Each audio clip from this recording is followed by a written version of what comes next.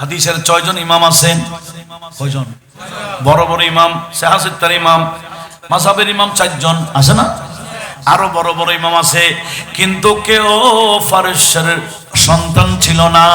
এই ফারস্যের সন্তান ছিল কে? ইমামের ওনার ভাষাও কি ফার্সি, ফারসি ভাষা। সেজন্য আমার নবীজি বলে দিলেন, এলম সুরাইয়া নক্ষত্র চলে গেলেও আল্লাহ এমন এক ব্যক্তি পাঠাইতে যাচ্ছেন, উনি ওখান থেকে এলম নিয়ে আল্লাহর বান্দাদেরকে বিতরণ করতে পারবেন। জোরে বলুন সুবহানাল্লাহ। আল্লাহ ওনাকে এত বেশি এলম দিয়েছেন। ইনার এলমের পিছনে, আচ্ছা আমার নবীর এলম বের হয়েছে কার মাধ্যমে বলেন তো? একটু বলেন। মাওলা নবীজি বলছেন, আনা মদিনাতুল ইলমি ওয়া আলিয়ুম বাবুহা, আনা দারুল হিকমতে ওয়া আলিয়ুম বাবুহা। আমি এলমের শহর, ওই শহরের দরজা মাওলাই আলী। আমি জ্ঞানের ভান্ডার, আমি বিজ্ঞানের ভান্ডার, ওই ভান্ডারের দরজার নাম আলী। একটু জোরে বলুন। ইমামে আজমের দাদা, ইমামে আজমের দাদা মাওলা আলীর দিদারে গেলেন। তখন মাওলা আলী কুফাতে আসতেন, কুফাতে থাকতেন, দারুল হুকুমত করেছেন কুফাতে। তখন ইমামে আজম এবং এই মাওলা আলী শেরখুদা এবং আব্দুল্লাহ ইবনে মাসউদ দুজন বড় আলেম ছিলেন সাহাবীদের মধ্যে।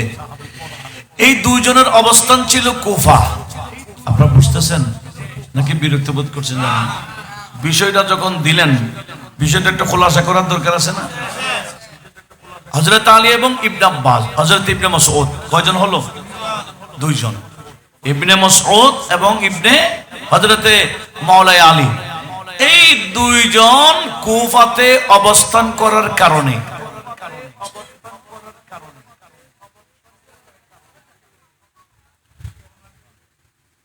একটু খেয়াল করুন,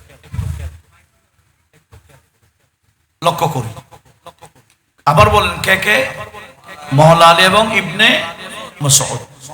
এই 2 জন কুফাতে থাকার কারণে দূর দূরান্তর থেকে সাহাবারা বাড়িঘর ফেলে, আত্মীয় স্বজন নিয়ে কুফাতে জায়গা জমিন কিনে বসত বাড়ি করে ফেলেছেন। এইরকম কুফাতে তখন 1,500 নবীজির সাহাবী অবস্থান করতেন। কয় হাজার? বিভিন্ন দেশ থেকে এসে হিজরত করে করে কুফাতে বাড়িঘর করেছেন শুধুমাত্র মাওলা আলীর কারণে আর ইবনে মাসউদের কারণে। ওনারা এলমের দরজ দিতেন, সেই কারণে বিভিন্ন জায়গা থেকে সাহাবারা এসে বাড়িঘর করেছেন। কয় হাজার সাহাবী বললাম? আর আমার আল্লাহ ইমামে আজমকে পাঠাচ্ছেন ওই সাহাবীরা যেখানে অবস্থান করে নবীজির হাদিসের ভান্ডার বানাই দিয়েছেন, ইমামে আজমকে পাঠাচ্ছেন ওই এলাকায়। একটু ভালো করে শুনুন। ইমামে আজমের দাদা, ইমামে আজমের আব্বা তখন ছোট ছিলেন, ইমামে আজমের তো কল্পনাও নাই। ইমাম আজমের বাবাও কি তখন ছোট, ওনার নাম কি? সাবিত। ইমামে আজমের নাম নুমান, বাবার নাম সাবিত। সাবিত পিচ্ছি, ওই সাবিতের বাবা মানে ইমাম আজমের দাদা আলী। মাওলা আলী শেরখুদার কাছে গেলেন, বলে হুজুর আমি আপনার দোয়ার জন্য আসছি, এটা আমার ছেলে, আমার ছেলেকে একটু দোয়া দেন। ছেলে কি বিয়ে করছে? ছেলে ছেলে পিচ্ছি। তখন আমার মাওলা আলী শেরখুদা ওনার মাথায় হাত দিয়ে বলছেন, আল্লাহ এই ছেলের হায়াতে বরকত দাও, ওনার সন্তান যেটা আসছে ওনার হায়াতে বরকত দিও।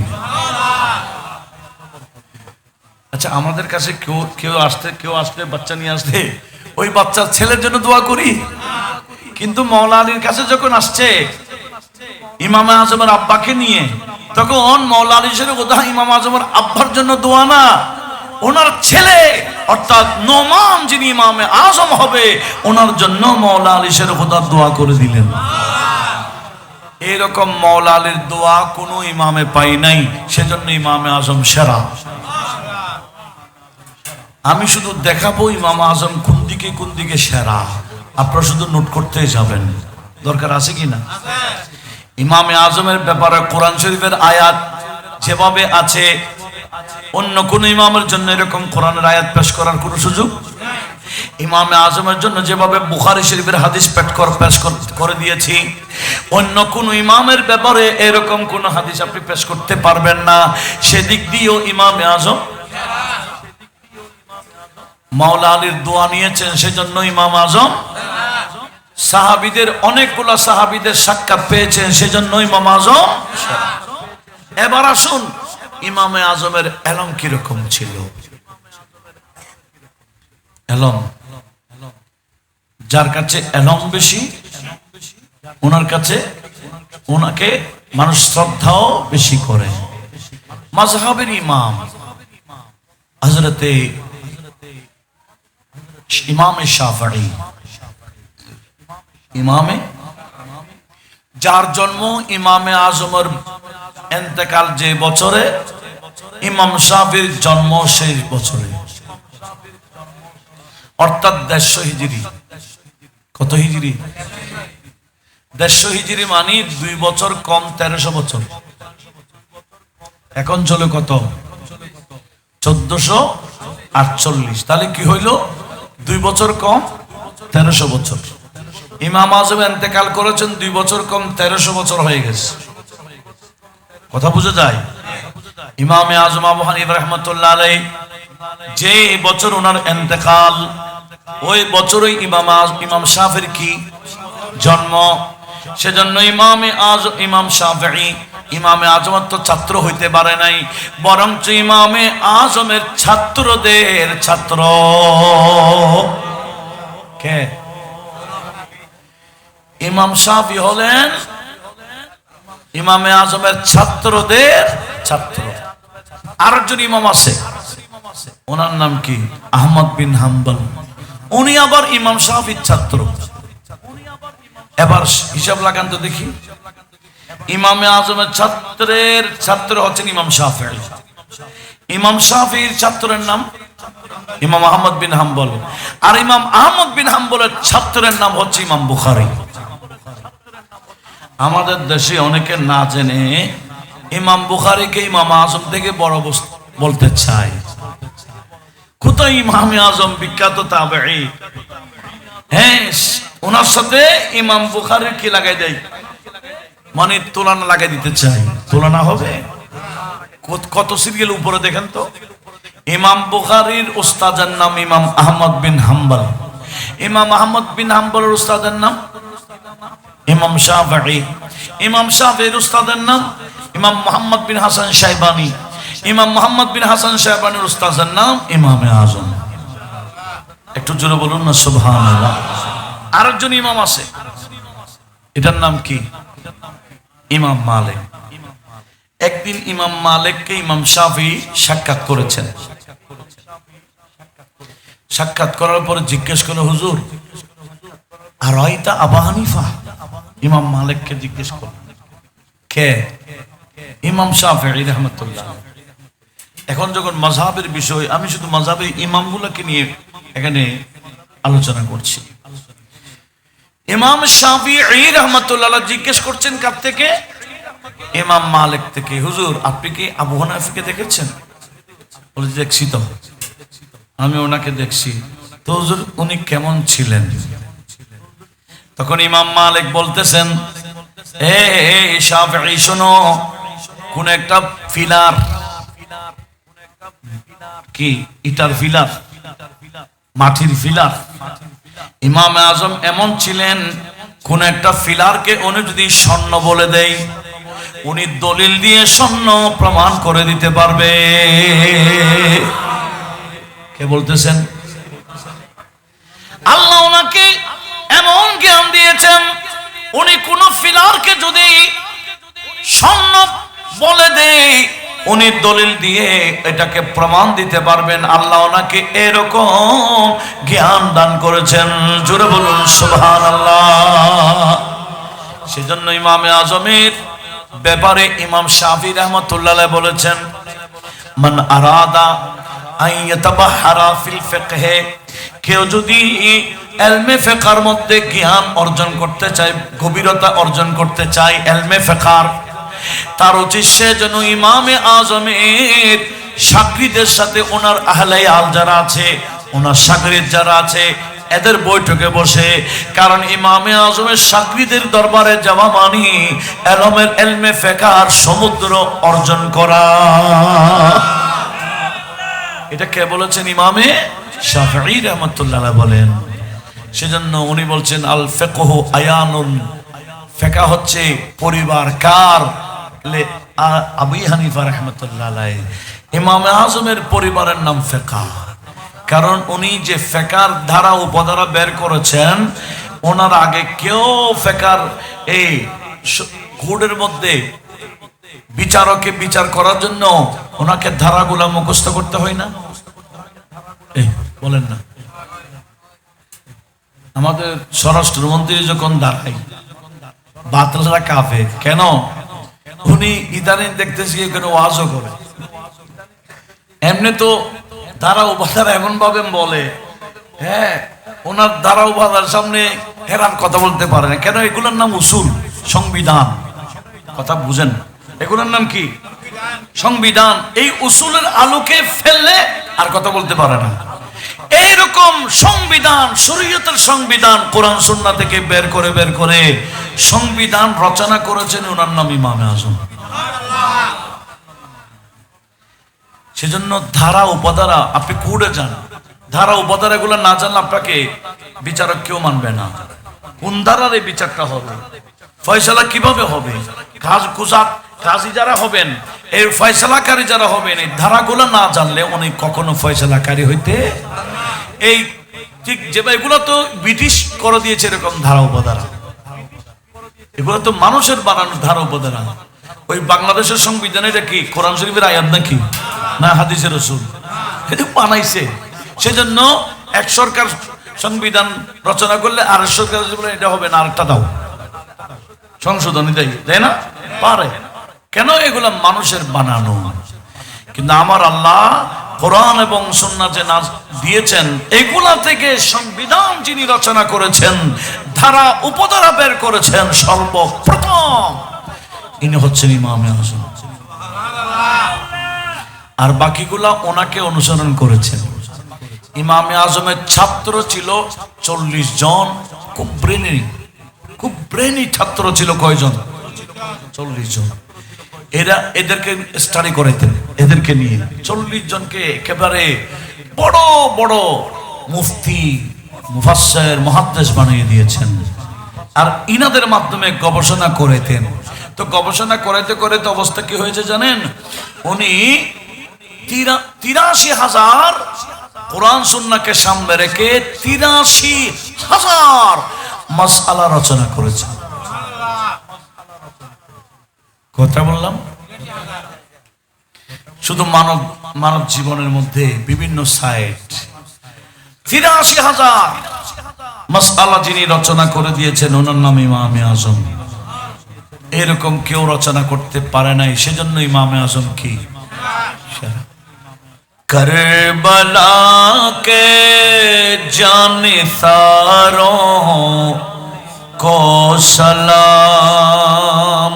একটু একসাথে বলেন না, को सलाम करबला के जानिसारों, फातिमा ज़हरा की प्यारों को सलाम, फातिमा ज़हरा की प्यारों को सलाम, करबला के जानिसारों को सलाम, करबला के जानिसारों को सलाम। या हुसैन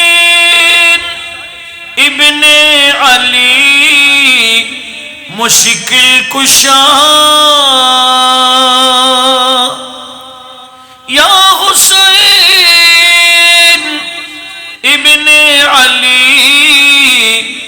मुश्किल कुशा आपके सब जानिसारों को सलाम, आपके सब जानिसारों को सलाम। फातिमा ज़हरा की प्यारों को सलाम, करबला के जानिसारों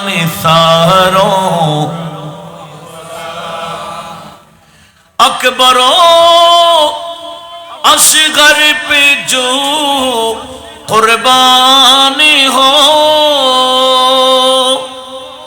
अकबरो असगर पे जो कुर्बानी हो, मेरे दिल के ताजदारों को सलाम, मेरे दिल के ताजदारों को सलाम, मेरे दिल के ताजदारों को सलाम, करबला के जानिसारों को सलाम, करबला के जानिसारों को सलाम। একটু সবাই মহব্বতে বলি আলহামদুলিল্লাহ।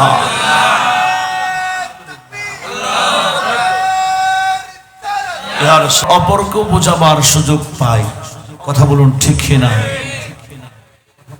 সেই বিষয় ভিত্তিক আলোচনা অতীব প্রয়োজন। আমরা আমাদের বাপদাদা সুন্নি বিদায় আমরা নিজেরা সুন্নি, আমরা আমাদের বাপদাদা হানফি মাযহাব বিদায় আমরা হানফি, কিন্তু হানফি মাযহাব এটা কি এটা না জানার কারণে আজকে অনেকে আহলে হাদিস হয়ে যাচ্ছে, মাযহাব ছেড়ে দিচ্ছে। সুন্নি আকীদায় জ্ঞান না থাকার কারণে বাতিল ফিরকারা যেদিকে ডাকে আমাদের ভাইরা সেদিকে দৌড়ে চলে যাচ্ছে। কেন? সে যদি দলিল ভিত্তিক সুন্নি হইতো কেউ তাকে বুঝাইবার সুযোগ পাইতো না, উল্টা সে বুঝাই দিতে পারতো। এখন তো বুঝাই দিতে পারে না, তাকে বুঝাইয়া বাতিলরা নিয়ে যাচ্ছে। কেন? আমরা দলিল ভিত্তিক সুন্নি না হওয়ার কারণে। আমাদের কাছে স্টাডি নাই। হুজুর কিবলা আলম সৈয়দ মোহাম্মদ তৈয়ব শাহ রহমতুল্লাহ আলাইহি মাসিক একটা তরজমান দিয়েছেন এবং বলেছেন এই তরজমান আহলে সুন্নাত বাতিল ফরকোं के लिए मौत है। বাতিল ফরকাকে মৃত্যু ঘটাইতে চাইলে তরজমান পড়ো। এখন তরজমানটা পড়ছে কয়জন আছে হুজুর কিবলার অনুসারীদের মধ্যে? গোসিয়া কমিটির সদস্যদের মধ্যে কত পার্সেন্ট তরজমানটা পড়ে একটু বলেন তো। অন্তত মাসিক তরজমানটা যদি নিয়মিত পড়তো, ছেলে মেয়েকে পড়াইতো, এই তরজমানের মধ্যে সব কিছুর বয়ান থাকে। ঈমান আকীদার বিষয় থাকে, আমলি বিষয় থাকে, বুজুর্গানে দ্বীনের মানাকিব থাকে, যেগুলা জানাটা খুবই জরুরি। বিভিন্ন শরীয়তের মাসালা মাসাইল থাকে। তাহলে এগুলা যদি নিয়মিত যারা তরজমান পড়ে, এদেরকে কোনো বাতিল ফিরকা টেনে নিতে পারবে? বলবে না আমার কাছে দলিল আছে, আমি দলিল পড়েছি এই বিষয়ে। সেজন্য এখন থেকে আমাদের উচিত হবে আমাদের ছেলে বলেন, মেয়ে বলেন, ভাতিজা বলেন, পাড়া প্রতিবেশী বলেন, এলাকার মানুষ বলেন, এদেরকে দলিল ভিত্তিক সুন্নি বানাবার আমাদেরকে চেষ্টা চালাইতে হবে। আর দলিল ভিত্তিক সুন্নি বানাবার মাহফিল বড় মাধ্যম, যেমন আপনারা করতেছেন। কিন্তু কিছু মাহফিল এমন আছে বিশাল বিশাল বক্তা দাওয়াত দেয়, যিনি বিষয় ভিত্তিক ওয়াজ করার যোগ্যতা রাখে না। কথা বলুন ঠিক না? বক্তা বিশাল যে, কিন্তু বিষয় দিলে অবস্থা খারাপ হয়ে যায়। এরকম বক্তাকে চয়েস করা এটা কিয়ামতের আলামত। কথা বুঝা যায়? যার কাছে না কোরআনের ইলম আছে, না হাদিসের পাকের ইলম আছে, ফিকহ ফতোয়ার আছে, শরীয়তের কোনো দখল যার কাছে নাই, আসলে কোনো আলেমও না, আমরা ওয়াজ করার জন্য তাদেরকে বড় অঙ্কের ভিজিট দিয়ে দাওয়াত দিয়ে নিয়ে আসি, তখন কি হয়? তখন হয় ভূত আর চুরি দিয়ে সুন্নিয়তকে জবে করে দেওয়া। এই জবে সুন্নিয়তকে আমরা নিজেরা দাওয়াত দিয়ে এই সুন্নিয়তের ময়দানকে দুর্বল করে ফেলতেছি। এক সময় আজমি শাহ হুজুর আসবে বললে, নঈমী শাহ হুজুর আসবে বললে, জালাল শাহ হুজুর আসবেন বললে, নুরি সাহেব নেজামি সাহেব আসলে বললে, বড় বড় আশরাফুজ্জামান আল কাদের হুজুর আসবে বললে কোন বাতিল আশেপাশে থাকতো? এদেরকে ভয় পাইতো না, এদের এলমকে সেজন্য বাতিল কাছেও থাকতো না। এখন তো বাতিলরা স্টেজে উঠে যাচ্ছে। কেন? সেও জানে বক্তা, কিন্তু আলেম না। তো আলেম না, এরকম বক্তা দাওয়াত দিলেন কেন?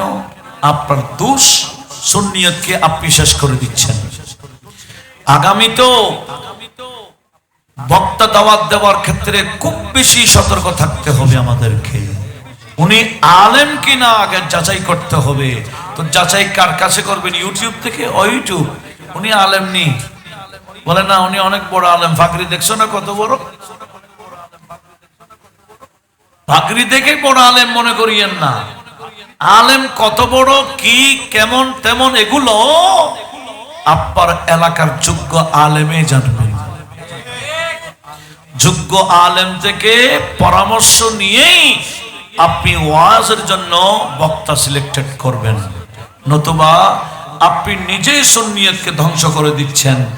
এখন আমরা যারা মাঠে ময়দানে ওয়াজ করার জন্য এখন থেকে প্রস্তুতি নিচ্ছে, এদেরকে ক্লাসমুখী করতে পারতেছি না আপনাদের কারণে। রাগ করতেছেন মনে হয়? একটা কথা আছে না, রাগ করলা? এরকম কিছু করতেছেন না, বাস্তব কথা বলছি। আপনাদের কারণে আমরা তাদেরকে ক্লাসমুখী করতে পারছি না। আপনারা যদি ওই বক্তাদেরকে আনকমন বিষয়ভিত্তিক দিতেন, এদের মন গড়া যখন ওয়াজ করতে আর পারতো না, চিল্লাইতে পারতো না, বিষয়ভিত্তিক আলোচনা দিলে তখন ওই বক্তা আসলে বক্তা না তক্তা, তখন জনগণের সামনে স্পষ্ট হতো। এবং বলে দিতে হবে, বিষয়ের বাইরে গেলে মাইক বন্ধ করে দিব। বিষয়ের বাইরে আলোচনা করলে মাইক কি হয়ে যাবে? বন্ধ হয়ে যাবে। এরকম আগে ওনাকে ঘোষণা দিতে হবে, আপনার বিষয়ের বাইরে যাবে, মাইক অফ। তখন মানুষ বুঝে ফেলবে আপনার বিষয় আপনি নেই। এইভাবে আপনারা যদি করেন, আমরাও যোগ্য আলেম প্রোডাক্ট দেওয়ার জন্য সুযোগ পাবো। এরা ক্লাসমুখী হবে। কথা বলুন ঠিক কিনা? সেজন্য মাঠ, সুন্নিয়তের মাঠ এলমে শক্তিশালী ছিল, আলহামদুলিল্লাহ এখনো আছে। ভবিষ্যতেও যাতে সুন্নিয়তের মাঠকে এলমে মজবুত রাখতে চায়, আমাদেরকে এরকম আলেম প্রোডাক্টদের দেওয়ার দরকার আছে কিনা? আসুন, আমাকে যে বিষয়টা দিয়েছেন সেই বিষয়টা আমাকে জানাইছে কিনা আগে জানি না। গুরুত্বপূর্ণ একটা বিষয়। এখানে এসে দেখি মাশাআল্লাহ খুব সুন্দর একটা বিষয় দিচ্ছেন। এরপরও আমি চেষ্টা চালাবো আমার বিষয়ের উপর আলোচনা করতে। আল্লাহ শুনে এই বিষয়ে যা বুঝবো, শুনবো, এগুলা অপরকে শোনাবার তৌফিক দান করুক। আমিন বলেন। আপনি নিজে বুঝে বসে থাকলে হবে না। আপনার কাজ কি? অপরকে বোঝা। বলে গতকাল এরকম ওয়াজ শুনছি, চার দোকানে দরকার বসত আরেকজনকে চা খাওয়াইবেন। চা খাওয়াইয়া আমাদের কিছুক্ষণ আগে মৌলানা শফিউল হাসান নঈমী সাহেব যেটা বলেছেন, বাতিল কেমনে চিনবেন, কোন বাতিল চেনা যায়, কোন বাতিল চেনা যায় না, এটাও আরেকজনকে চা খাওয়াইয়া হইলে বুঝাই দিবেন। দরকার আছে কিনা? তখন সওয়াব হবে। আপনার চায়ের দোকানে বসে গীবত না করে এগুলো বুঝাই দিবেন। আসুন, সেটি হচ্ছে এখানে দিয়েছেন ইমামে আজমের শ্রেষ্ঠত্ব এবং ফিকহি গবেষণা, চার মাযহাবের এই সীমাবদ্ধতার তাত্ত্বিক বিশ্লেষণ। এক নম্বর বিষয় হচ্ছে ইমামে আজম যে ইমামে আজম, শ্রেষ্ঠত্ব মানে কি? বড়রি। উনি ইমামে আজম। কি আসলে আমরা মৌখিক বলি না আসলে বাস্তবে ইমামে আজম?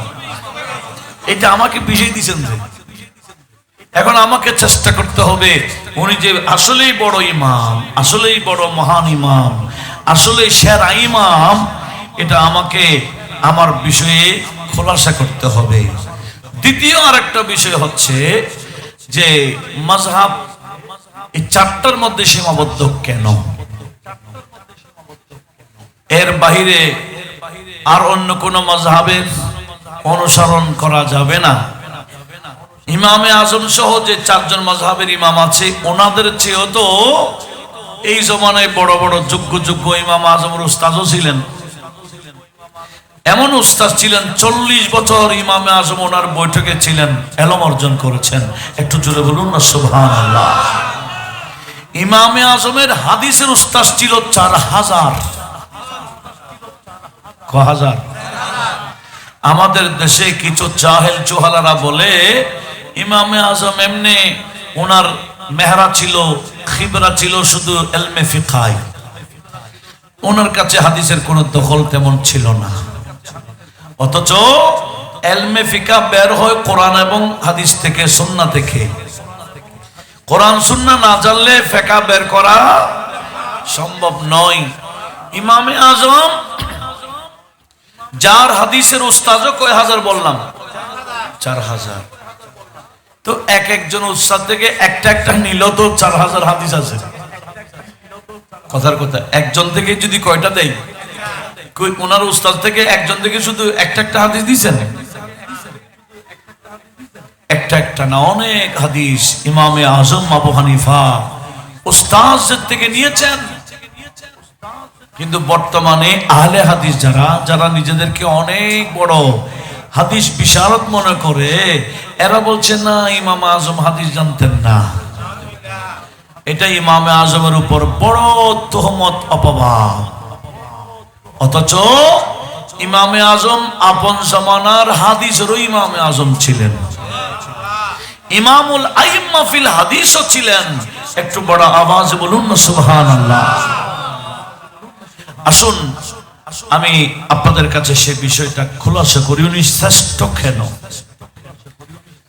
যেই কারণে শ্রেষ্ঠ হয়, এক নম্বর শ্রেষ্ঠ হওয়ার জন্য ওনাকে ওই গুণের অধিকারী হইতে হয়। শ্রেষ্ঠ হওয়ার গুণ কি? আমার আল্লাহ একটা মাপকাঠি দিয়েছেন। বলে শ্রেষ্ঠ হওয়ার এক নম্বর গুণ হলো ওনাকে এলম বেশি থাকতে হবে ওনার কাছে।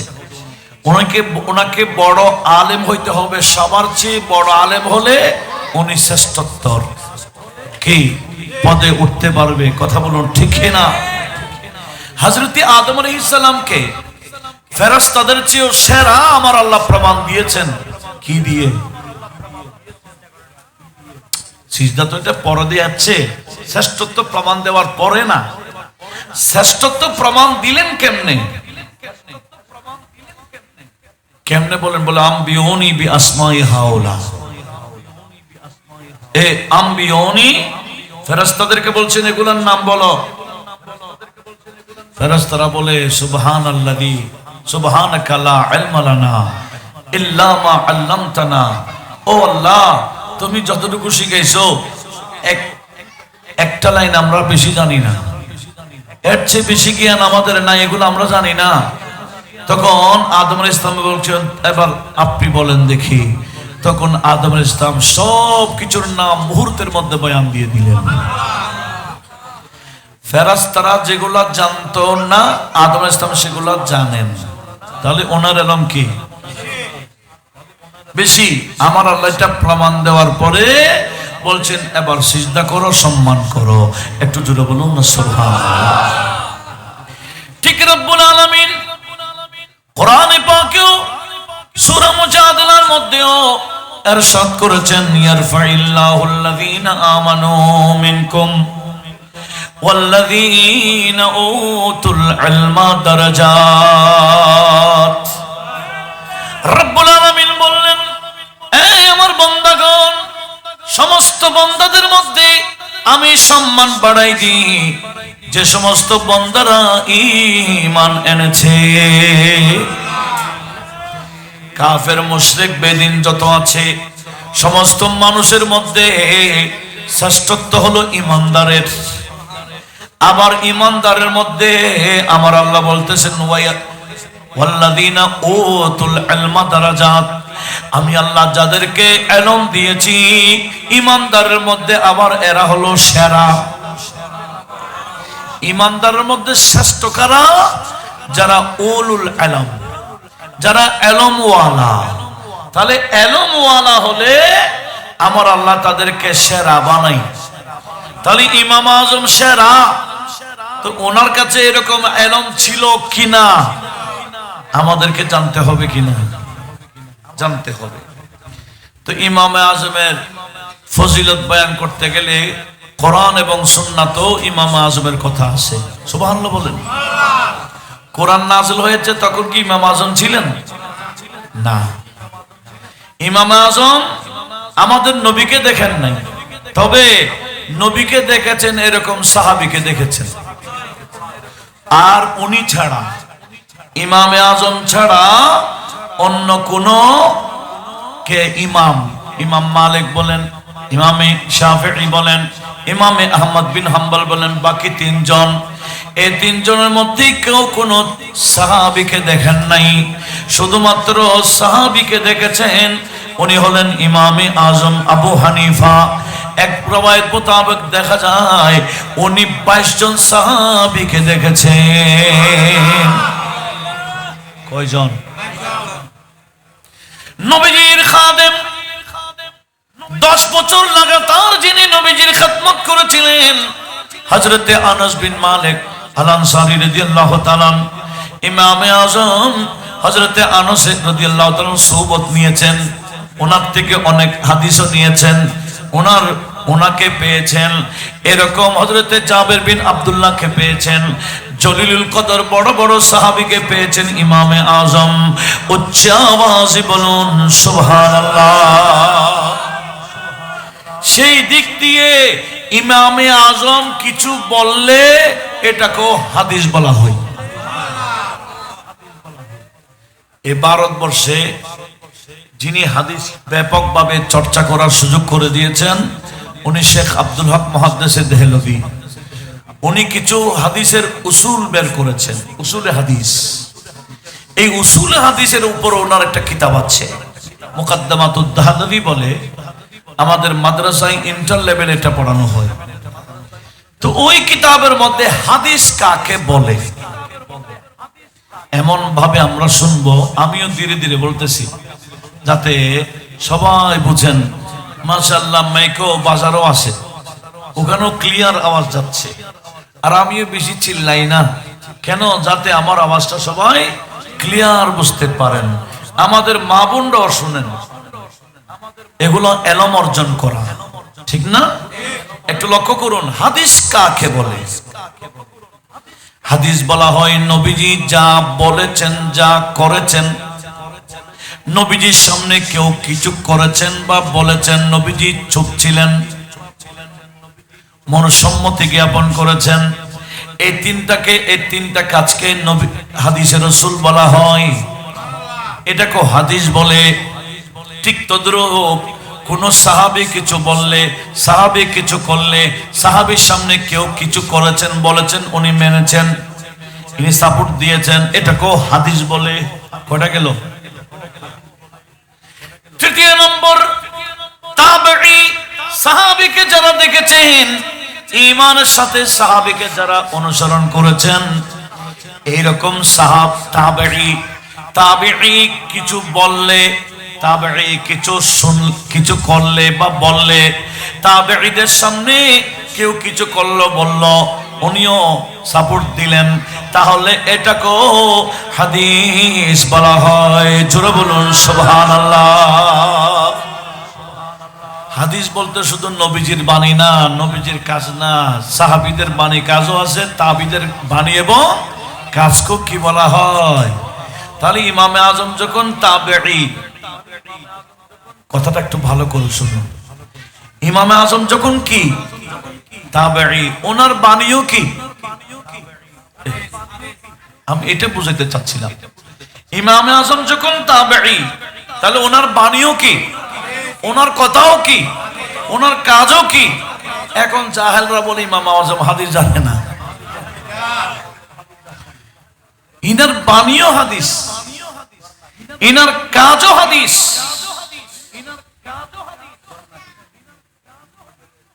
দেখেন এই সেই জায়গায় বলতেছে ইমাম আজম হাদিস জানে না, তাহলে বোঝা গেল হাদিস কাকে বলে এরা জানে না। হাদিসের ডেফিনেশন, সংজ্ঞা তারা না জানার কারণে বলে ইমাম আজম হাদিস জানে না।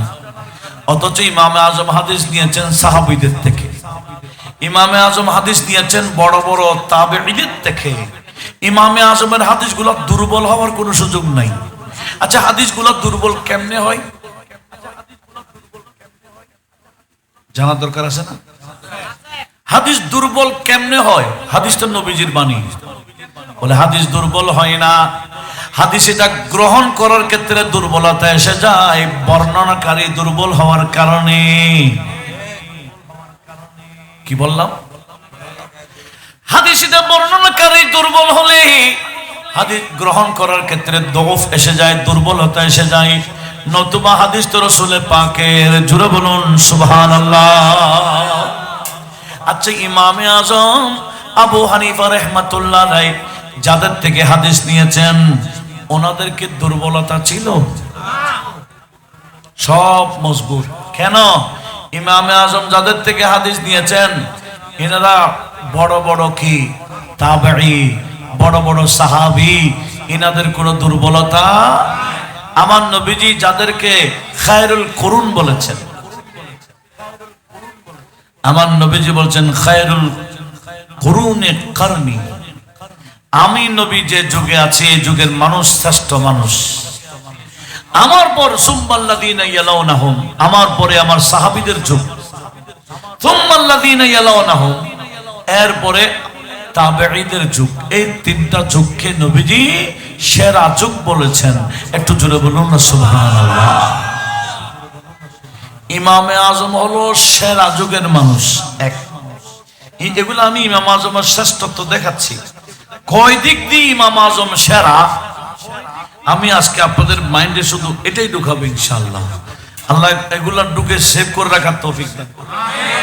সেভ করে রাখলে শেয়ার মারতে পারবেন কাকে? যাকে ইচ্ছা তাকে। ঘরে গিয়েও শেয়ার মারবেন, দোকানে গিয়ে শেয়ার মারবেন, অফিসে গেলেও শেয়ার মারবেন। বলে এই ওয়াজ এটা শুনছি, এগুলো সবাইকে জানা দরকার। কথা বলে ঠিক কিনা? তাহলে ইমামে আজম আবু হানিফা রাহমাতুল্লাহ আলাইহি যে সেরা, তার মধ্যে একটা কারণ হলো উনি তাবেঈ ছিলেন। উনি বর্ণনা করেছেন সাহাবীদের থেকে, উনি হাদিস বর্ণনা করেছেন বড় বড় তাবেঈদের থেকে। যে যুগটা হলো সেরা যুগ, জুড়ে বলুন। আরেকটা কারণ হলো ইমামে আজম আবু হানিফা, উনার ব্যাপারে সরাসরি কোরআনের আয়াতের তাফসীর আছে। আমার রাসূল ইমামে আজমের নাম না ধরলো, ইশারা করে ইমামে আজমের দিকে ইশারা করে ওনার ফজিলত বয়ান করেছেন। হাদিস এটা কিন্তু বুখারী শরীফের হাদিস। দেখেন কোরআন শরীফে সূরা জুমআ,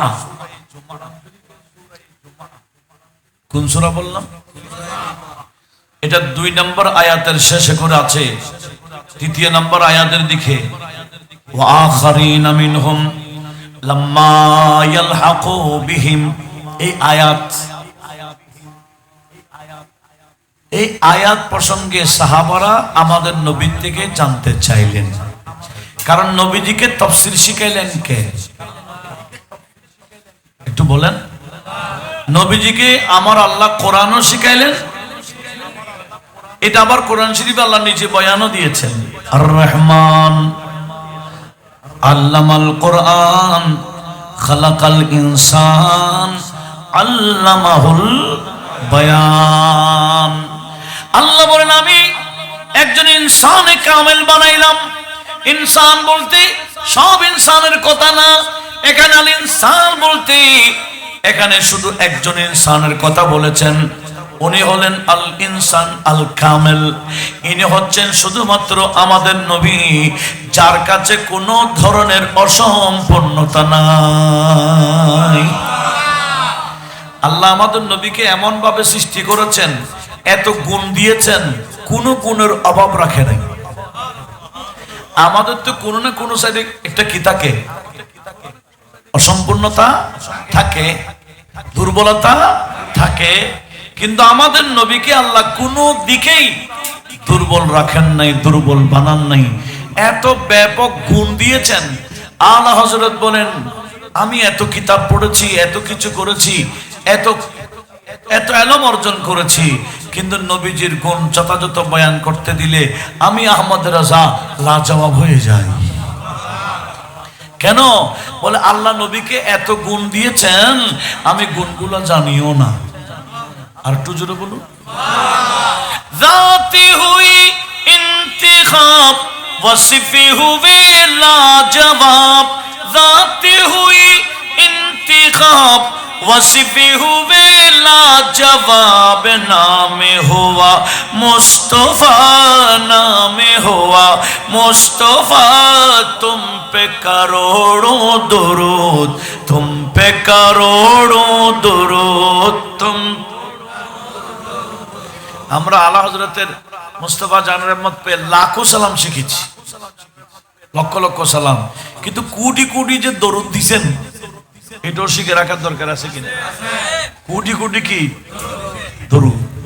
কাবে কে বদরো দুজা, কাবে কে বদরো দুজা, তুম পে করোড়ো দুরুদ, তুম পে করোড়ো দুরুদ। আজ কইলে মুখস্থ করে ফেলেন না, তুম পে করোড়ো দুরুদ।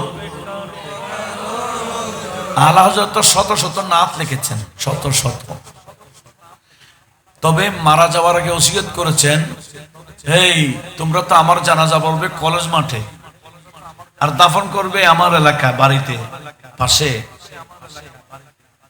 1 মাইলের চেয়ে বেশি দূর। বলে এত দূর জানাজা পড়ে আমাকে কি এমনি নিয়ে আসবে?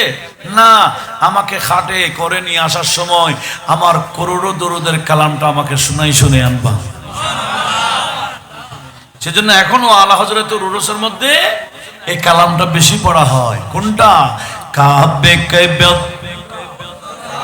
काबे के बदरो दुजा, तुम पे करोड़ों दुरूद, तुम पे करोड़ों दुरूद।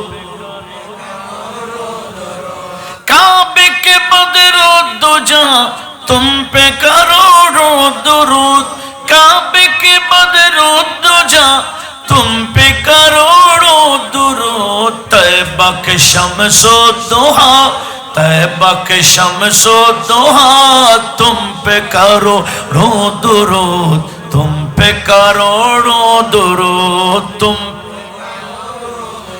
जाती हुई इंतिखाब वसिफे हुए लाजवाब, जाती हुई इंतिखाब वसिफे हुए लाजवाब, नामे हुआ मुस्तफा, नामे हुआ, नामे हुआ मुस्तफा, तुम पे करोड़ों दुरूद, तुम पे करोड़ों दुरूद, तुम पे करो।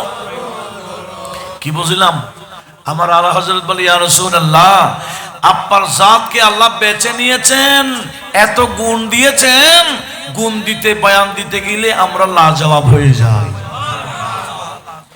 আর এক জায়গায় বলছে, আমার আল্লাহ নবীকে এত পরিপূর্ণ ভাবে বানিয়েছেন, সেখানে কোনো অসম্পূর্ণতার সুযোগ নেই।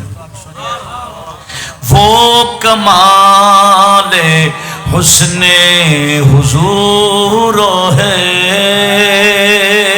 একটু জোরে বলুন মারহাবা। वो कमाले हुस्ने हुजूर है, के गुमाने नक़्शे जहान ही, यही फूलो खार से दूर है, यही फूलो खार से दूर है, यही शम्मा है के धुआं नहीं, वो कमाले हुस्ने हुजूर है। একটু বলুন না সুবহানাল্লাহ।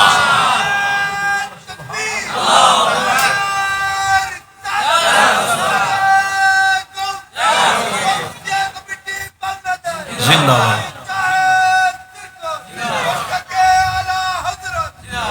দেখেন আল্লাহ আমাদের নবীকে কি বানাইলেন? ইনসানে কামেল, মানে পরিপূর্ণ ইনসান, যার মধ্যে কোনো অসম্পূর্ণতা। এখন তো টুপিওয়ালা দাড়িওয়ালা নবীর উম্মতের আলেম দাবিদার বলে না বিশ্ব নবী কি পড়তেও জানে না, লিখতেও জানে না, 1 2 3 ওয়াহিদ ইসনান সালাস এগুলা নবীজি বুঝে না। আপনারা শুনেন না মনে হয়, বক্তার আলোচনাটা শুনেন নাই? কি বলে নবী লিখতেও জানে না, পড়তেও জানে না। আল্লাহ আমাদের নবীকে গোটা মুআল্লিমুল মালাক কায়নাত বানাইলেন, গোটা জাহানের জন্য নবীজিকে শিক্ষক হিসেবে প্রেরণ করেছেন।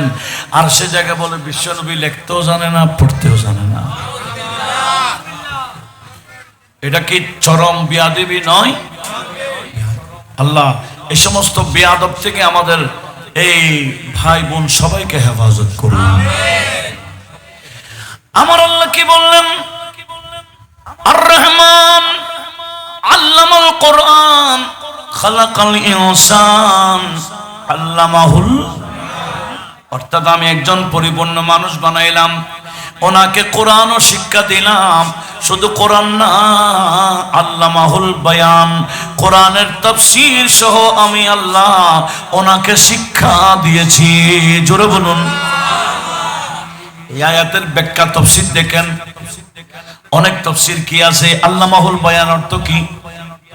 আল্লামাহুল বায়ানের অর্থ হলো সৃষ্টির শুরু থেকে শেষ পর্যন্ত সব শিখাইলেন। আল্লামাহুল বায়ান বলেন ইলমু মা কানা ওয়া মা ইয়াকুন, যা ছিল যা হবে সব কিছুর বয়ান আল্লাহ আমাদের নবীকে শিক্ষা দিয়েছেন। কেউ যদি বলেন নবী জানে না, আমাদের নবীর কিছু আসে যায় না।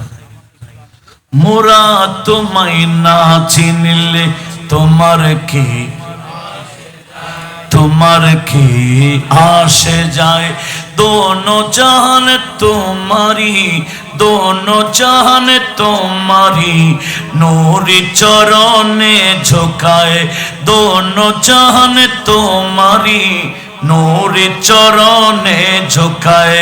ইয়া রাসূলুল্লাহ ইয়া হাবিবাল্লাহ, ইয়া রাসূলুল্লাহ ইয়া হাবিবাল্লাহ, ইয়া রাসূলুল্লাহ ইয়া হাবিবাল্লাহ।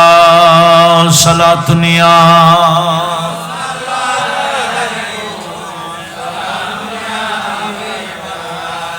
আসুন নবীজি কি তাফসীর করেছে একটু শুনি।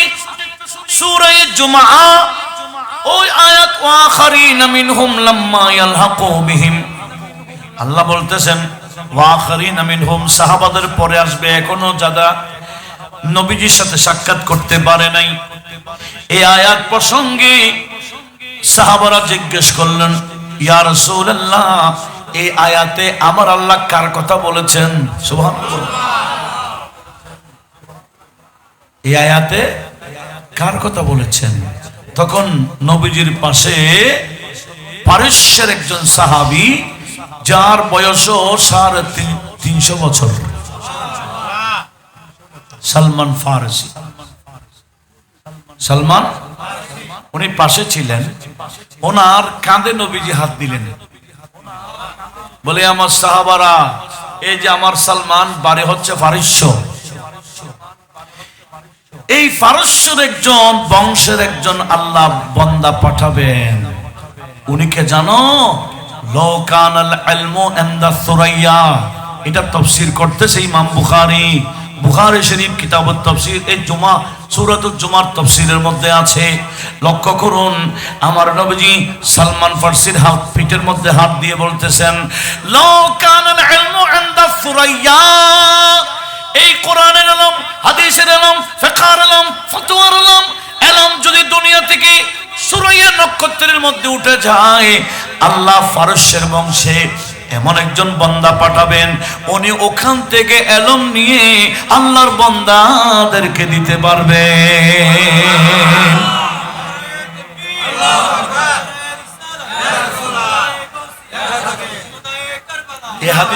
এই হাদিসটা কোথায় আছে বললাম? বুখারী সূরাতু জুমা। এটা তো আয়াত, আয়াতের ব্যাখ্যাটা কোথায় আছে? তাহলে কোরআন এবং বুখারী বেশি দুর্বল কিতাব? হ্যাঁ, তো নবীজি বলছেন ইলম যদি সুরাইয়া নক্ষত্রেও চলে যায়, লানালাহু রাজুলুম মিন আবনাল ফারিস, ফারসের একজন সন্তানকে আল্লাহ পাঠাবেন, উনি ওখান থেকে ইলম নিয়েও বান্দাদেরকে দিতে পারবেন, মানুষের সমস্যা হবে না। এইরকম একজন বান্দাকে আল্লাহ ফারসের বংশে পাঠাইতে যাচ্ছেন, যার শানে আমার নবীজি বলছেন উনি হচ্ছেন ওই ফারসের বংশে ইমামে আজম। ইমামে আজমের ভাষা কি? ফার্সি। সেজন্য ওনার জন্য খাস এটা, উনি নামাজে দাঁড়ালে কোরআন শরীফটা আরবি পড়তেন না, ফার্সি ভাষা পড়তেন। উলামায়ে কেরাম বলেন ওনার জন্য এটা জায়েজ। কেন? বলে উনি নামাজে ঢুকে গেলে তখন বাস্তব নামাজ চলত, দিদার ইলাহি হতো, তখন ওই দিদার মধ্যে আরবি ভাষার দিকে যখন ওনার নজর যাইত, আরবি ভাষার বালাগত, ফাসাহাত, বারাআত, এগুলার শাব্দিক শব্দের ওসাত, এগুলার দিকে যখন নজর যাইত, ওনার ওই দিদারের মধ্যে একটা ডিস্টার্ব হয়ে যেত। বলে আরবিটা বাদ দি, আমি আমার ভাষায় পড়ি। এটা ওনার জন্য কি ছিল? এটার নাম উজরে হুকমি। হুজুর পরবর্তী উনি কিন্তু আবার এটা রোজাত করেছেন, ফিরে আসছেন। এটা প্রথম করেছিলেন, পরবর্তী আর করেন নাই। তাহলে ওনার ভাষা কি? হাদিসের 6 জন ইমাম আছেন। কয়জন? বড় বড় ইমাম, সিহাসিত্তার ইমাম, মাযহাবের ইমাম 4 জন আছে না? আরো বড় বড় ইমাম আছে, কিন্তু কেউ ফারসের সন্তান ছিল না। এই ফারসের সন্তান ছিল কে? ইমামের। ওনার ভাষাও কি? ফার্সি, ফারসি ভাষা। সেজন্য আমার নবীজি বলে দিলেন, ইলম সুরাইয়া নক্ষত্রে চলে গেলেও আল্লাহ এমন এক ব্যক্তি পাঠাইতে যাচ্ছেন, উনি ওখান থেকে ইলম নিয়ে আল্লাহর বান্দাদেরকে বিতরণ করতে পারবেন। জোরে বলুন সুবহানাল্লাহ। আল্লাহ ওনাকে এত বেশি ইলম দিয়েছেন, ইনার ইলমের পিছনে। আচ্ছা, আমার নবীর ইলম বের হয়েছে কার মাধ্যমে বলেন তো? একটু বলেন। মাওলা নবীজি বলছেন, আনা মদিনাতুল ইলমি ওয়া আলিয়ুম বাবুহা, আনা দারুল হিকমতে ওয়া আলিয়ুম বাবুহা। আমি ইলমের শহর, ওই শহরের দরজা মাওলাই আলী। আমি জ্ঞানের ভান্ডার, আমি বিজ্ঞানের ভান্ডার, ওই ভান্ডারের দরজার নাম আলী। একটু জোরে বলুন।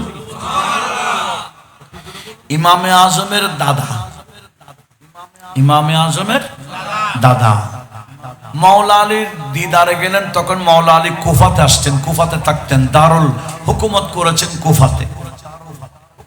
তখন ইমামে আজম এবং এই মাওলা আলী শেরখুদা এবং আব্দুল্লাহ ইবনে মাসউদ দুজন বড় আলেম ছিলেন সাহাবীদের মধ্যে।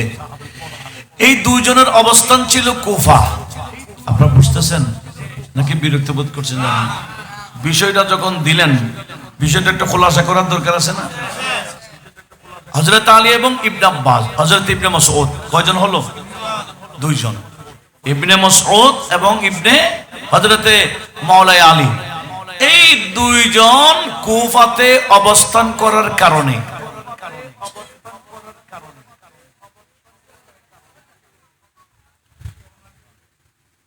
একটু খেয়াল করুন, লক্ষ্য করুন। আবার বলেন কে কে? মাওলা আলী এবং ইবনে মাসউদ। এই দুজন কুফাতে থাকার কারণে দূর দূরান্তর থেকে সাহাবারা বাড়িঘর ফেলে আত্মীয় স্বজন নিয়ে কুফাতে জায়গা জমিন কিনে বসত বাড়ি করে ফেলেছেন। এইরকম কুফাতে তখন ১৫০০ নবীজির সাহাবী অবস্থান করতেন। কয় হাজার? বিভিন্ন দেশ থেকে এসে হিজরত করে করে কুফাতে বাড়িঘর করেছেন শুধুমাত্র মাওলা আলীর কারণে আর ইবনে মাসউদের কারণে। ওনারা ইলমের দরজ দিতেন, সেই কারণে বিভিন্ন জায়গা থেকে সাহাবারা এসে বাড়িঘর করেছেন। কয় হাজার সাহাবী বললাম? আর আমার আল্লাহ ইমামে আজমকে পাঠাচ্ছেন ওই সাহাবীরা যেখানে অবস্থান করে নবীজির হাদিসের ভান্ডার বানাই দিয়েছেন, ইমামে আজমকে পাঠাচ্ছেন ওই এলাকায়। একটু ভালো করে শুনুন। ইমামে আজমের দাদা, ইমামে আজমের আব্বা তখন ছোট ছিলেন, ইমামে আজমের তো কল্পনাও নাই। ইমাম আজমের বাবাও কি তখন ছোট, ওনার নাম কি? সাবিত। ইমামে আজমের নাম নুমান, বাবার নাম সাবিত।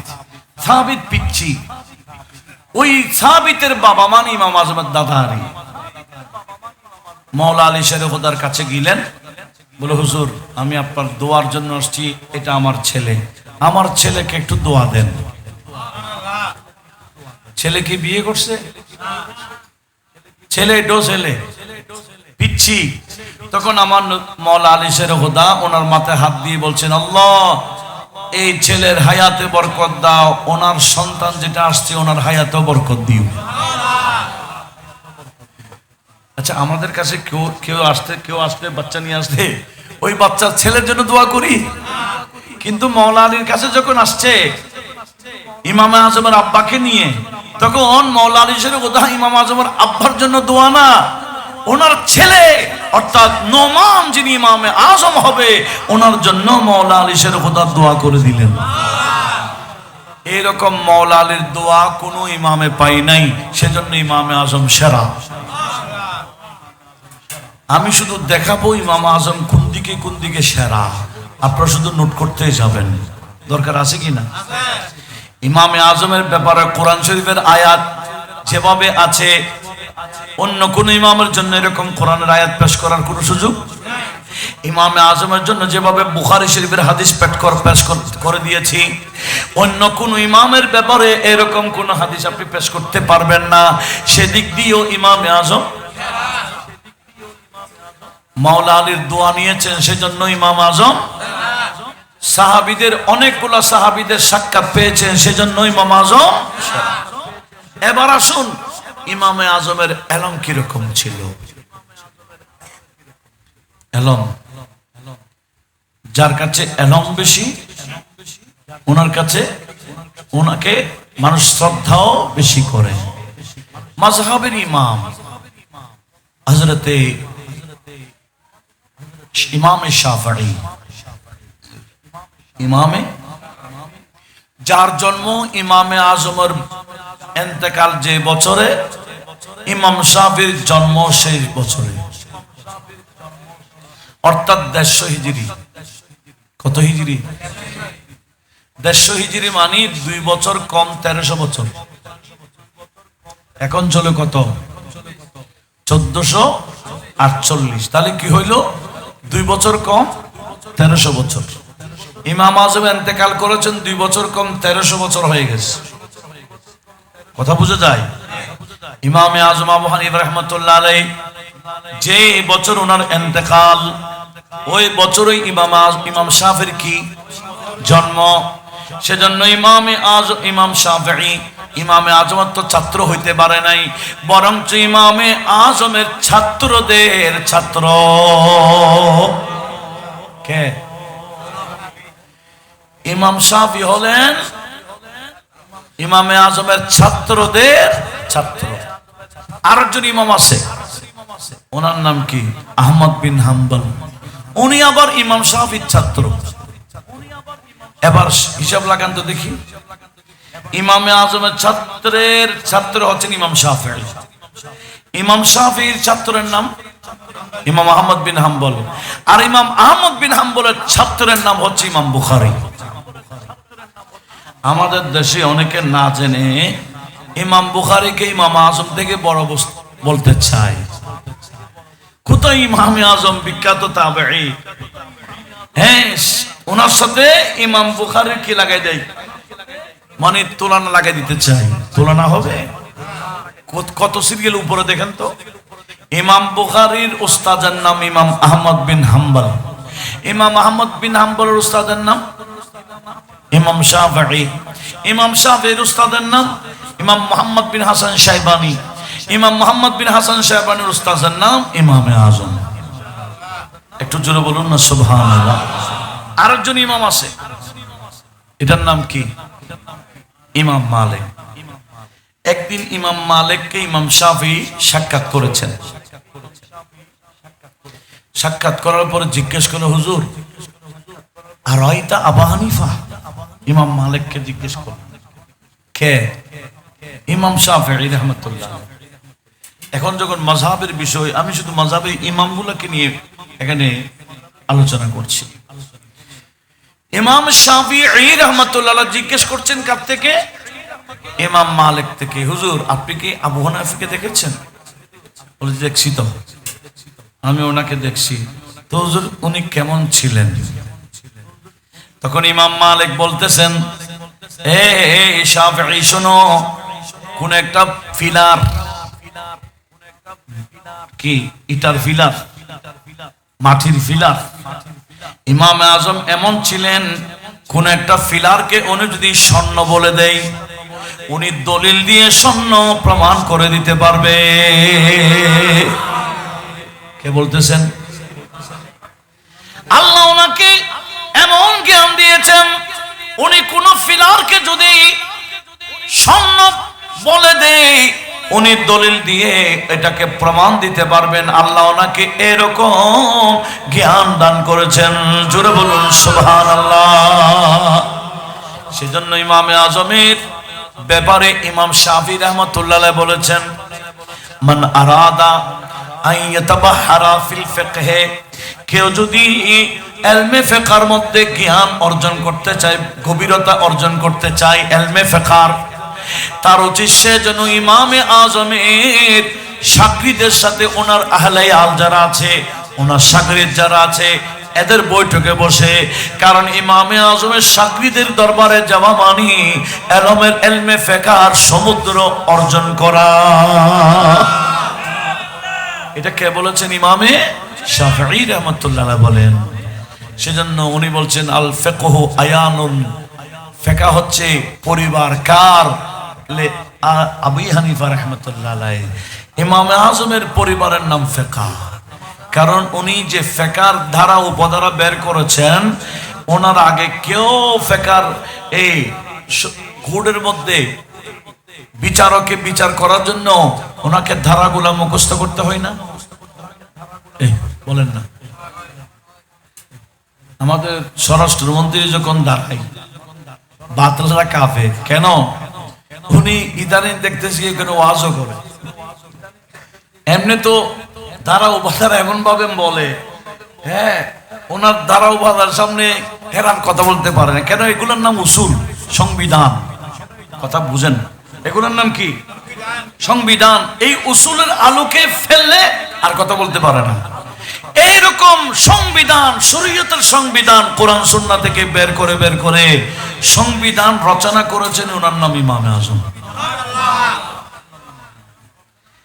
সেজন্য ধারা উপধারা আপনি কুড়ে যান, ধারা উপধারা এগুলো না জানলে আপনাকে বিচারক কেউ মানবে না। কোন ধারার এই বিচারটা হবে, ফয়সালা কিভাবে হবে, কাজী যারা হবেন, এই ফয়সালাকারী যারা হবেন, এই ধারাগুলো না জানলে উনি কখনো ফয়সালাকারী হইতে। এই ঠিক যেভাবে এগুলো তো ব্রিটিশ করে দিয়েছে, এরকম ধারা উপধারা, এগুলো তো মানুষের বানানো ধারা উপধারা। ওই বাংলাদেশের সংবিধান এটা কি কোরআন শরীফের আয়াত নাকি না হাদিসের রাসূল? এটা বানাইছে। সেজন্য এক সরকার সংবিধান রচনা করলে আর সরকার বলে এটা হবে না, আরেকটা দাও, সংশোধনী দেয়, তাই না? পারে। কেন? এগুলা মানুষের বানানো। কিন্তু আমার আল্লাহ কোরআন এবং সুন্নাহ যে দিয়েছেন, এগুলা থেকে সংবিধান যিনি রচনা করেছেন, ধারা উপধারা বের করেছেন, সর্বপ্রথম ইনি হচ্ছেন ইমামে আজম। আর বাকিগুলা ওনাকে অনুসরণ করেছেন। ইমামে আজমের ছাত্র ছিল 40 জন। খুব ব্রেনি ছাত্র ছিল। কয়জন? 40 জন। এদেরকে স্টাডি করাইতেন, এদেরকে নিয়ে 40 জনকে একেবারে বড় বড় মুফতি, মুফাসসির, মুহাদ্দিস বানিয়ে দিয়েছেন। আর ইনাদের মাধ্যমে গবেষণা করাইতেন। তো গবেষণা করাইতে করাইতে অবস্থা কি হয়েছে জানেন? উনি 83,000 কোরআন সুন্নাহকে সামনে রেখে 83,000 মাসআলা রচনা করেছেন। কথা বললাম, শুধু মানব জীবনের মধ্যে বিভিন্ন সাইট 83,000 মাসআলা যিনি রচনা করে দিয়েছেন, ওনার নাম ইমামে আজম। এরকম কেউ রচনা করতে পারে নাই, সেজন্য ইমামে আজম কি? তাহলে ইমাম আজমের শ্রেষ্ঠত্ব বয়ান দিতে গেলে রাত যাবে গা, কিন্তু ওনার শ্রেষ্ঠত্ব বয়ান শেষ হবে না। এমনকি মুত্তাকির দিক দিয়েও কত বড় সেরা। উনি ফজর এশারের আযান, এশারের নামাজের জন্য যে উযু করতেন, এই উযু দিয়ে ফজরের নামাজ পড়তেন। গোটা রাত ইবাদতে কাটাই দিতেন, গোটা রাত ইবাদতে কাটাই দিতেন। এমনকি ওই রমজান মাস আসলে তো এক মাসে 61 খতম কোরআন শরীফ আদায় করতেন। এরকম কেউ পারবে না। সেজন্য উনি কি কয় খতম? দিনে 1 খতম, রাতে 1 খতম, দিনে 1 খতম, রাতে 1 খতম, এভাবে 30 দিনে 60 খতম। ওই তারাবির মধ্যে পুরো মাসে মিলি 1 খতম। তাহলে কয় খতম হইতো? 61। আরো ব্যাপার আছে, উনি যেখানে ওনাকে দাফন করবেন জায়গা একটা নির্ধারণ করে দিয়েছেন। বলে আমি যে জায়গায় দাফন হব ওই জায়গায় প্রতিদিন উনি রাত দিন কোরআন শরীফ পড়তেন।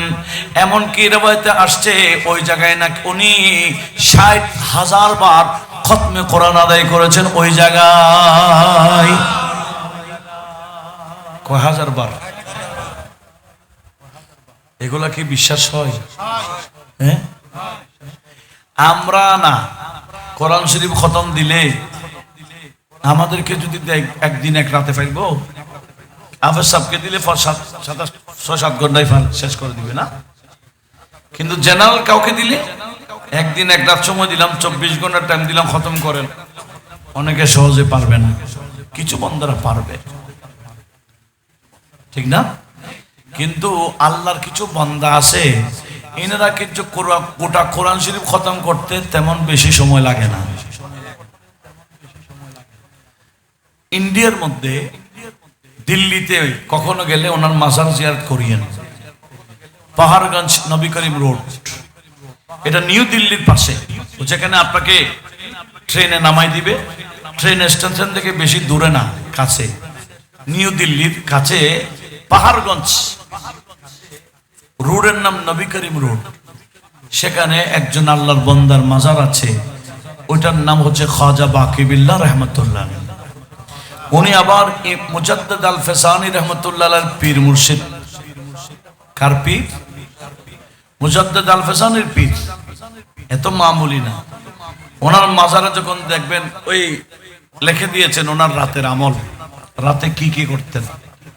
সেখানে দেখবেন এই খাজা বাকি বিল্লাহ রহমতুল্লাহ আলাইহি প্রতি রাতের আমল, এশারের নামাজের পরে উনি কোরআনে পাকের খতম করতেন। তাহাজ্জুদের আগে আগে 3 খতম আদায় করে ফেলতেন। এগুলো হঠাৎ একদিন না, প্রতি রাত। কখন থেকে কখন? এশারের পর থেকে তাহাজ্জুদের আগে, আবার তাহাজ্জুদের নামাজ পড়ে ফজরের আগে আগে 100 বার সূরা ইয়াসিন। সম্ভব? আমাদের পক্ষে সম্ভব না। এটাকে বলা হয় তাইয়্যিল লিসান। আল্লাহ ইনাদের জুবানে এত বেশি বরকত দেয়, ইনারা অল্প সময়ে অনেক পড়তে পারেন। একটু জোরে বলুন না সুবহানাল্লাহ। তাহলে তাহাজ্জুদের আগে আগে ক খতম? 3 খতম। তাহাজ্জুদ পড়ার পরে ওদিকে ফজরের নামাজের আগে আগে 100 বার সূরা ইয়াসিন পড়তেন প্রতি রাত। একটু জোরে বলুন না সুবহানাল্লাহ। তো উনি যদি এভাবে অল্প সময়ে 3 খতম দিতে পারে, তো ইমামে আজম কম পারবে না আর বেশি পারবে? উনি যে জায়গায় ওনাকে দাফন করা হবে 60,000 বার, ওই জায়গায় উনি শুধু কি পড়েছেন? কোরআন শরীফ পড়েছেন। ওনাকে এত বেশি আমার নবীজি পছন্দ করতেন। শুনেন, এই দাতাগঞ্জ বক্স লাহোরি কে? এই পাকিস্তানের লাহোরের, ইনি গরিব নওয়াজেরও আগের। দাতাগঞ্জ বক্স লাহোরির একটা কিতাব আছে কাশফুল মাহজুব। এই কিতাবের মধ্যে ও বর্ণনা করেছেন যে একদিন উনি স্বপ্ন দেখেছেন আমাদের নবীকে। নবীজিকে স্বপ্ন দেখলে স্বপ্ন না বাস্তব? আমাদের নবীর সুরত ধরে কেউ স্বপ্নে আসতে পারে? এই জন্য বুখারী শরীফে 1035 নম্বর পৃষ্ঠাতে নবীকে স্বপ্ন দেখার বিষয়ে একটা আলাদা চ্যাপ্টার করেছেন।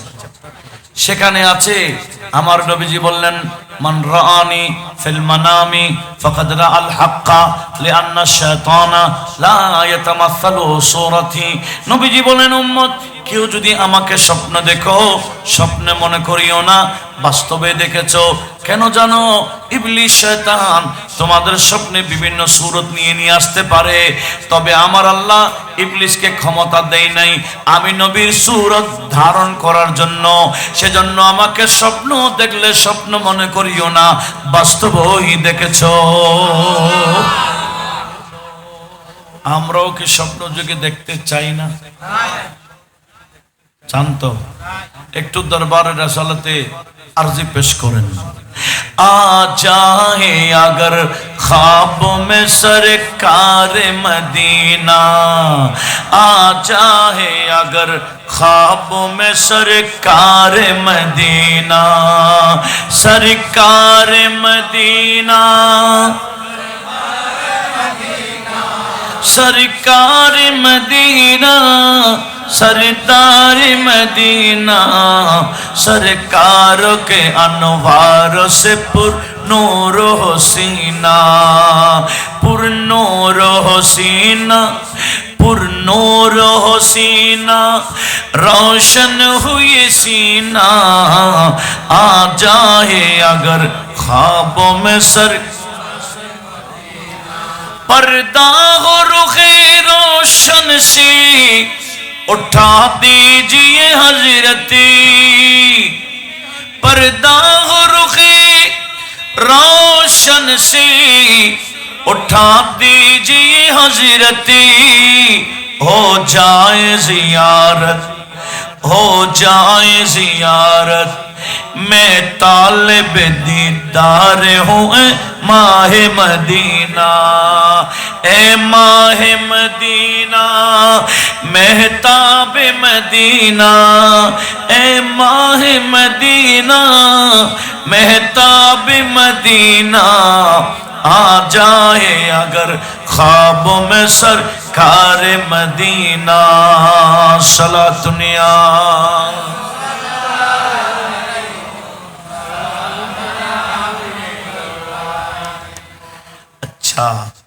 तो কি বলতে চেয়েছিলাম, ওই দাতাগঞ্জ বক্স লাহোরি রহমতুল্লাহ আলাইহি স্বপ্ন দেখতেছেন একদিন নবীজিকে। দেখতেছেন আমার নবীজি কাবা শরীফে তাওয়াফ করতেছেন। নবীজির কুলের মধ্যে এক বুড়া মিয়া, বুড়া মানুষ একটা নিয়ে নবীজি কি করতেছেন। তখন দাতাগঞ্জ বক্স লাহোরি বললেন, ইয়া রাসূলুল্লাহ, এই বুড়া মানুষ একটাকে কুলে নিয়ে আপনি তালাশ করতেছেন, তাওয়াফ করতেছেন, ঘটনা কি? বলে, এটা বুড়া মিয়া কে চিনো? তোমার মাযহাবের ইমাম, ইমামে আজম আবু হানিফা। ইমামে আজমকে আমার নবীজি কুলে নিয়ে কি করতেছেন? তাওয়াফ করতেছেন। তাহলে বুঝেন আল্লাহ এবং রসুলের কাছে সেই ইমামে আজম আবু হানিফার গুরুত্ব কত, উনি আল্লাহ রসুলকে কত যে কি দিয়েছেন, রাজি করেছেন, কাছে গিয়েছেন, নৈকট্যতা অর্জন করেছেন। একটু জোরে বলি না সুবহানাল্লাহ। তাহলে কোন দিকে বলবো যে ইমাম আজমের শ্রেষ্ঠত্ব বয়ান করে শেষ করা যাবে? আল্লাহ ওনাকে সেরা বানিয়েছেন, এলমের দিক দিয়েও সেরা, ফিকহের দিক দিয়েও, তাকওয়ার দিক দিয়েও সেরা, এভাবে দরস তদরিসের দিক দিয়েও, ইবাদত বন্দেগী তো সেরা, সব দিক দিয়ে আল্লাহ ওনাকে সেরা বানিয়েছেন। একটু বড় আওয়াজে বলুন না সুবহানাল্লাহ। সেজন্য ওনার মাযহাবের অনুসারী হতে পারা এটা কি খুশকিসমতি নয়, এটা ভাগ্যের বিষয়। সেজন্য গোটা বিশ্বে এখনো 3 ভাগের মাযহাবের অনুসারী, 3 ভাগের 2 ভাগ ইমাম আজমের অনুসারী, বাকি 1 ভাগ ও তিন মাযহাবের অনুসারী। এখনো ইমামে আজম আবু হানিফা রাহমাতুল্লাহ আলাইহিকে শুধু আমরা ইমামে আজম বলি না, মাযহাবের ইমামরাও ইমামে আজম বলে। ইনার জীবনের উপর ওনার মাযহাবের অনুসারীরা যে কিতাব যতটুকু লেখেন নাই, তার চেয়ে বেশি লিখেছেন শাফিঈ মাযহাবের অনুসারীরা। ইমামে আজমের কি জীবনের উপর কিতাব অন্য মাযহাবের ওলামারা বেশি লিখেছেন। কথা কি বোঝা যায়? ওনার শ্রেষ্ঠত্ব এত ব্যাপকভাবে বয়ান দিয়েছেন। তখন এই মুহাদ্দিসের বড় বড় মুহাদ্দিসরা ইমাম আজমের ব্যাপারে কি বলেছেন, এক একজন এক একটা শান বয়ান দিয়েছেন। এটার উপর কিতাবের কিতাব বের হয়েছে। এত শ্রেষ্ঠত্ব ইমাম আজমের। ইমামে আজমের জীবনের উপর যত কিতাব বের হয়েছে, অন্য কোন ইমামের উপর এত কিতাব পাওয়া যায় না। সেদিক দিয়ে উনি সেরা।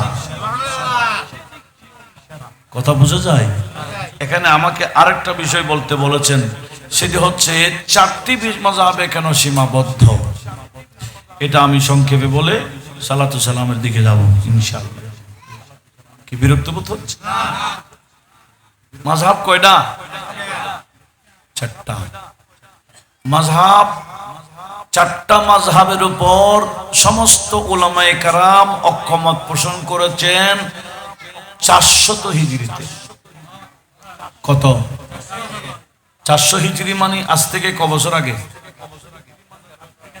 1000 আর 1500 বছর, 1050 বছর ধরেন না। এখন 48 কত? 1448।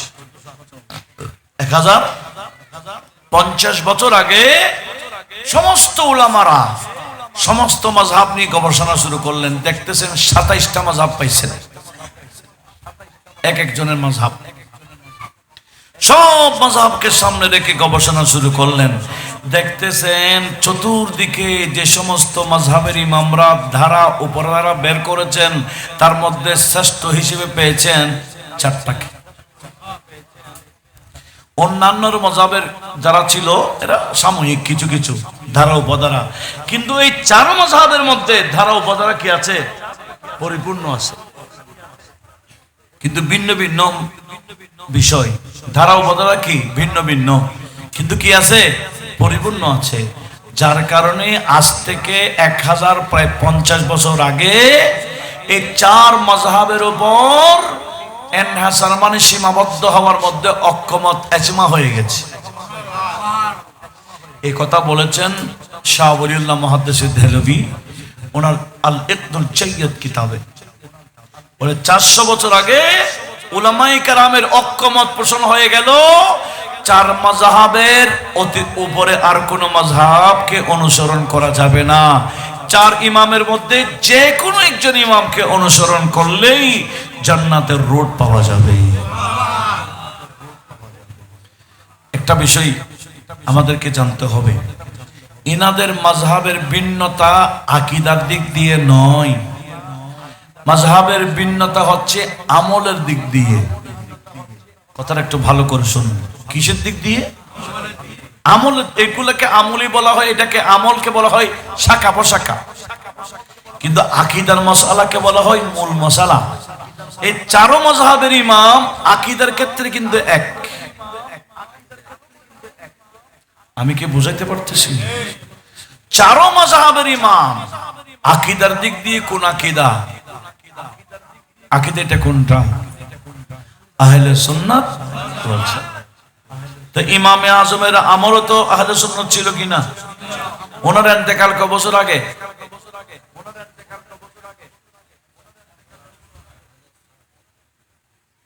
বলছিলাম না 2 বছর কম, 13 বছর না 1300 বছর। ওই 1300 বছর আগে ইমামে আজম আহলে সুন্নতের একটা পরিচয় দিয়েছেন 3টা বিষয়ে। আমাদেরকে এটাও জানার দরকার আছে কিনা?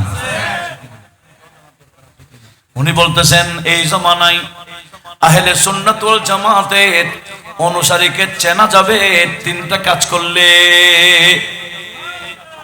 কয়টা কাজ? 1 নাম্বার তাফদিলুশ শাইখাইন, সিদ্দিক আকবর ফারুক আজমকে 1 নম্বরে এবং 2 নম্বরে রাখতে হবে। এটার নাম কি? তাফদিলুশ শাইখাইন। শাইখাইন মানে সিদ্দিক আকবর এবং ফারুক আজমকে প্রাধান্য দিতে হবে আহলে সুন্নাত হইতে হলে। 2 নম্বর হলো হুব্বুল খাতানাইন, নবীজির 2 জামাতাকে মহব্বত করতে হবে। এক জামাতার নাম উসমানে সুন্নুরাইন, আর এক জামাতার নাম মাওলা আলী শের খোদা। ওই 2 জনকে প্রাধান্য দিতে হবে, এই 2 জনকে মহব্বত করতে হবে। জোরে বলুন কয়টা গেল? আর একটার নাম মাসে আলাল খুফাইন, তাফদিলুশ শাইখাইন, হুব্বুল হাতানাইন, তারপরে মাসে আলাল খুফাইন। মাসে আলাল খুফাইন মানে ধরেন আপনি উযু করেছেন, চামড়ার একটা মজা পড়েছেন, যখন উযু শেষ আপনি উযু করতে যাবেন না, আপনি মুখ ধুইলেন, হাত ধুইলেন, মাথা মুছে করলেন, আরেকটা কি? পা। বলে পা না ধুইয়ে ওই মজার উপরে মজা করতে পারবেন কখন? ওই উযু ভাঙ্গার পর থেকে 1 দিন 1 রাত মুকিম হইলে। আর মুসাফির হলে 3 দিন 3 রাত। মজার উপর কি করতে? মজাটা খোলার দরকার নেই। এটার নাম মাসে আলাল খুফাইন। এই মুতাজিলারা এটা মানতো না বলে ইমামে আজম বলে সুন্নি হলে এটা মানবে। একটু জোরে বলুন। আচ্ছা, তখনকার সুন্নিয়তের কয়টা নিশান দিবেন একটু বলেন? কয়টা? 1 নম্বর কি? সিদ্দিক আকবর ফারুক আজমকে উপরে, আর উসমানুজ্জুন্নুরাইন আর মাওলা আলীকে মোহাম্মত করতে হয়। ইদানিং ঈদে গদির রকম একটা বারিশ, আপনারা জানেন না মনে হয়? ঈদে গদির রকম এটা কেন করে জানেন? ঈদে গদির রকম করার উদ্দেশ্য হচ্ছে হযরত আলীকে 1 নম্বরে নিয়ে যাওয়ার জন্য। তো ইমামে আজম বলেন 1 নম্বর রাখতে হবে কাদেরকে? সিদ্দিক আকবর ফারুক আজমকে। আর ঈদে গদির রকম করতেছে মাওলা আলীকে কি করার জন্য? আসলে কি মাওলা আলী 1 নম্বর না 4 নম্বর? এরা কালামা পড়ে দমাদম মস্ত কালান্দার, আলী দা পহলা নম্বর। কি আলী দা পহলা নম্বর নাকি? আলী দা 4 নম্বর। এটা শিয়াদের কালাম, আলী দা পহলা নম্বর। কিন্তু সুন্নিরাও পড়তেছে, কি বলতেছে খবর নেই। কথা বলুন ঠিক কিনা? তাহলে 1 নম্বর কার? সিদ্দিক আকবর। 2 নম্বর কার? ফারুক আজম। 3 নম্বর কার? উসমান জুন্নুরাইন। 4 নম্বর কার? মাওলা আলী শের খোদা। এটাই হচ্ছে ইমামে আজম বলতেছেন এই যুগে সুন্নি চিনার আলামত। এই যুগও আছে কিনা? দরকার আছে। সেজন্য ইমামে আজমের আলোচনার মধ্যে আমি বিষয়টা উপস্থাপন করলাম। ঈদে গদির রকম হলে ডাক দিলে আপনারা যাবেন না বলে আমি চিনি। ঈদে গদির রকম কাদের অনুষ্ঠান? আর একটু জোরে বলুন। সুন্নি দাবি করলো কি এরা সুন্নি না শিয়া? আমরা কি সুন্নি মুসলমান না শিয়া মুসলমান? আমাদের বর্ণ কি? সুন্নি। এটার উপর মজবুত থাকতে হবে। আল্লাহ সবাইকে কবুল করুক, আমিন। চলুন নবীকে সালাম দিই। ইয়া নবী।